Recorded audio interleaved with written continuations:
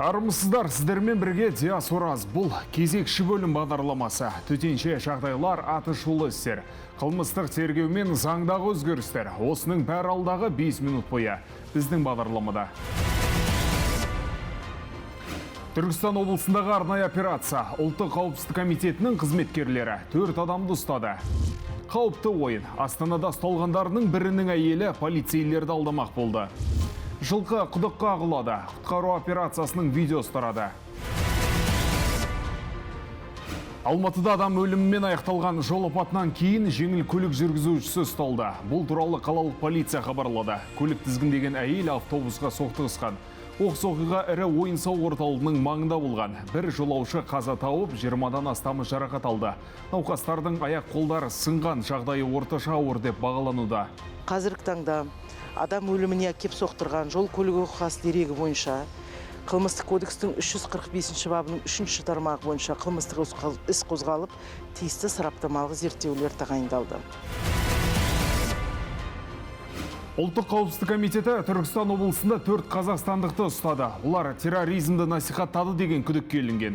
Алдын-ала мәліметтер бойынша іс бойынша сотталушылардың бірі шетелде ұзақ уақыт тұрып, ол жақта радикалды ұйымға қатысы болуы мүмкін дейді Ұлттық қауіпсіздік комитеті.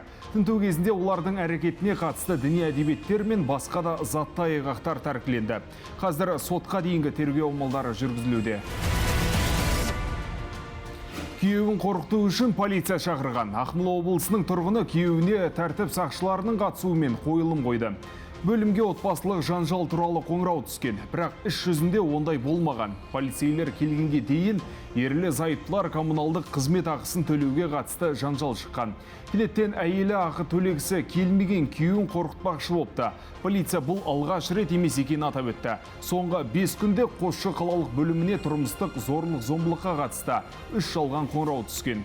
Азаматтар өз әрекеттерінің салдарын түсінбей, әзілдесу немесе туыстары мен көршілерін ренжіту үшін мас күйінде полицияға хабарласады. Арнайы қызметтерге жалған қоңыраулар үшін жауапкершілік бар екенін еске саламыз.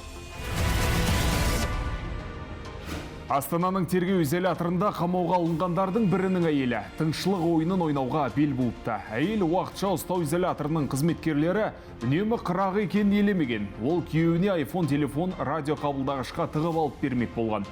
Бұл әрекеті сәтсіз аяқталды. Әйел әкімшілік жазаға тартылды. Екібастұзда тас жолда көлік өртенді. Nissan көлігінде отырған отбасы қаладан ауылға келе жатқан. Жолда кенет капоттың астынан қою түтін шыға бастапты. Жүргізуші абдырап қалған. Абырой болғанда қасынан патрульдік көлік өтіп бара жатыпты. Полицейлер өрт сөндіргішті шығарып, тез арада өртті сөндіруге көмектесті. Қызыл жалынға орынған көлікті балқашты құтқарушылар да сөндіруге мәжбүр болды. Салон және 2 дөңгелегі өртенген. Тілсіз жау 4 шаршы метрді шарпыған. Өрт сөндірушілер 20 минутта ауыздықтады. Алматы облысындағы шаруа қожалықтарының бірінде де алапат өрт шықты. Онда ірі азық сақталатын ангар өртенген. Қызыл жалын 3 шаршы метрге жуық аумақты шарпыған. Барлығы сіз үшін. Қарағандының 57 жастағы тұрғыны өз бақшасында қара сора еккен. Тергеушілер 135 түп бұта сынап шықты. Үйді тінту кезінде 2 келі марихуана табылды. Иесінің айтуынша барлығы тек жеке пайдалануға арналған. Тыйым салынған өсімдіктерді өсіруге қатысты қылмыстық іс қозғалды. Солтүстік Қазақстандағы ауылдардың бірінде жоғалған қыз үйінен 5 шақырым жерден табылды. Туыстары бұған дейін сол маңда аралап көрген, бірақ нәтиже шықпаған. Сосын олар полицияға көмек сұрап жүгініпті. Айтуларынша қыздарының білімге мұқтаждығы ерекше. Іздеуге аудандық ішкі істер бөлімінің барлық жеке құрамы жіберілді. Бойжеткен Жезқазған Петропавл тас жолында табылды. Ата-аналар тәртіп сақшыларына алғыстарын білдірді. Алматы облысында жылқы 1,5 метрлік тереңдіктегі құдыққа құлап кетті. Үй жануарын төтенше жағдайлар министрлігінің құтқарушылары алып шықты. Жылқы зардап шеккен жоқ. Осымен жаңалықтар легі тәмам. Сақ болыңыздар, заң бұзбаңыздар және біздің жаңалықтардан қалыс қалмаңыздар. Келесі кездескенше.